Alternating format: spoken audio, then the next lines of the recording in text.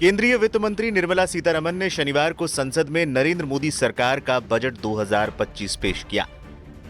इस साल होने वाले बिहार विधानसभा चुनाव से पहले बजट में वित्त मंत्री निर्मला सीतारमण ने राज्य के लिए छप्पर फाड़ ऐलान किया है। वित्त मंत्री निर्मला सीतारमण जब बजट पेश करने आई तो उनकी पोशाक से ही संकेत मिल गया था कि बिहार को कुछ बम्पर मिलने वाला है। उनकी साड़ी पर मिथिला पेंटिंग नजर आ रही थी।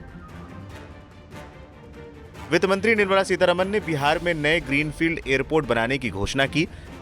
पटना और बिहटा एयरपोर्ट के अतिरिक्त नए हवाई अड्डे बनाए जाएंगे। उन्होंने बिहार में मखाना बोर्ड स्थापित करने की भी घोषणा की। इसके जरिए मखाना का उत्पादन करने वाले किसानों को प्रशिक्षण दिया जाएगा। वित्त मंत्री ने कहा कि इससे मखाना के उत्पादन और संवर्धन में बढ़ावा मिलेगा। वित्त मंत्री ने बजट भाषण में ऐलान किया कि मिथिलांचल में पश्चिमी कोशी नहर परियोजना के लिए वित्तीय सहायता प्रदान की जाएगी। इससे मिथिलांचल क्षेत्र में 50,000 हेक्टेयर क्षेत्र में खेती करने वाले किसानों को लाभ होगा। उन्हें सिंचाई का पानी मिलेगा। आईआईटी पटना का होगा विस्तार।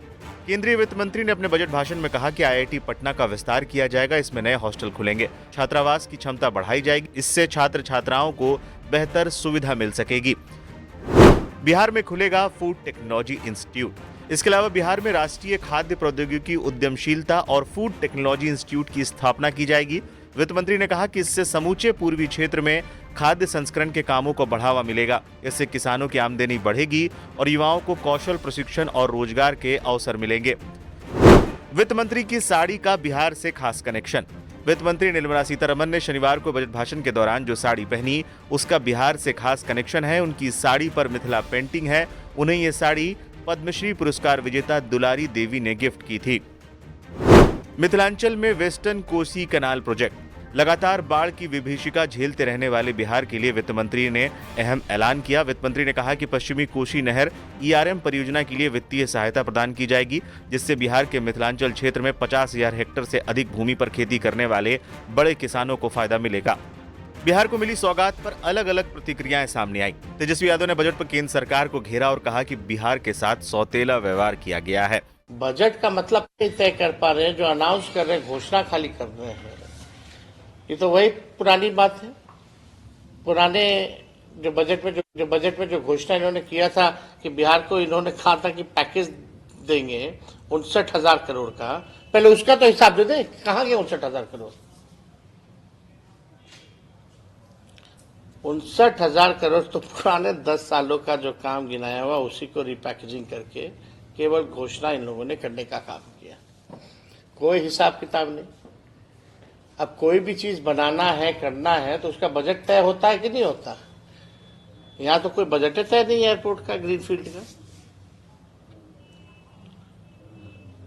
लैंड एक्वायर करना पड़ेगा ग्रीनफील्ड के लिए, उसका समझिए कि कितना दाम होगा, किसानों को कितने मूल्य में वो दाम दिया जाएगा, कुछ तय नहीं है। तो ये पूरा बजट जो है सौतेला व्यवहार बिहार के साथ। वहीं कांग्रेस से लेकर टीएमसी तक ने इसे बिहार का बजट बता दिया। मुझे ये समझ नहीं आ रहा कि ये भारत सरकार का बजट है कि बिहार सरकार का बजट है। आपने बिहार के अलावा किसी और प्रदेश का नाम सुना वित्त मंत्री जी के पूरे बजट भाषण में? तो जब आप देश के बजट की बात करते हैं तो सारे देश के लिए उसमें कुछ ना कुछ होना चाहिए। और ये बड़ी दुर्भाग्यपूर्ण बात है कि जिन बैसाखियों पे सरकार चल रही है उन बैसाखियों को स्थिर रखने के लिए उन्होंने बाकी मुल्क की जो विकास है उसको बिल्कुल दांव पे लगा दिया है। बिहार तो मेरी कमजोरी है, बिहार मेरी मजबूती है और बिहार मेरी शक्ति है, मेरी ताकत है। तो आपने बिहार के बारे में कहा, या कोई बातें हुई हैं जो लुभावना लगी, जो अच्छी लगी, बढ़िया लगा, वो अच्छा लगा मुझे कि जाहिर एक साथ साथ ये भी महसूस होता है कि चुनाव की घड़ी है, तो कहीं वही सोच कर तो चुनावी बजट पेश नहीं किया गया और खासकर बिहार को फोरफ्रंट में लेके। लेकिन जहां तक बिहार का सवाल है, जहां कोशी प्रोजेक्ट का हो या मिथिलांचल का सवाल हो या ग्रीनफील्ड एयरपोर्ट का सवाल हो या इतने और इंफ्रास्ट्रक्चर बढ़ाने की बात हो, तो अच्छा लगता है, बहुत अच्छा लगा है। लेकिन क्या इतना ही काफी है? क्या बिहार में उन्होंने पहले कितनी बड़ी बड़ी स्पेशल पैकेज की बात की थी, क्या हुआ उसका? इस बजट में भी उम्मीदें थी क्या हुआ जो बोली लगाई थी बिहार की 50,000 करोड़ दूं कि माननीय प्रधानमंत्री जी ने कहा था कि 1 लाख करोड़ दूं कि 75,000 करोड़ दूं कि 1.5 लाख करोड़ दूं, क्या हो गया उसका? उसके बदले उसकी तुलना में स्पेशल पैकेज इन बातों की तुलना में ये बजट का ये जो लोक लुभावना बजट बिहार को देख के पेश किया गया है वो मुझे लॉलीपॉप समान दिखता है उसकी तुलना।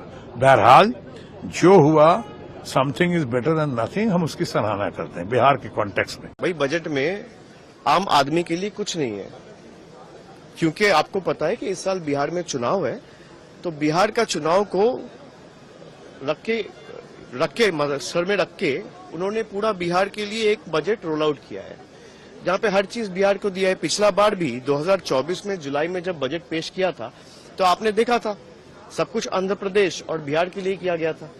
तो आंध्र प्रदेश का तो चुनाव हो गया, अब इस साल बिहार में चुनाव है, आंध्र प्रदेश में 4.5 साल कोई चुनाव है नहीं, तो सब कुछ बिहार के लिए किया गया। और जहां तक बंगाल का सवाल है, पिछले 10 सालों में जब से ये सरकार सत्ते में आई है, जब से बीजेपी सदन चला रहे, जब से सरकार बनाई है 2014 साल से आज तक कुछ नहीं मिला बंगाल को, और आज भी इस बजट में बंगाल के लिए कुछ नहीं है।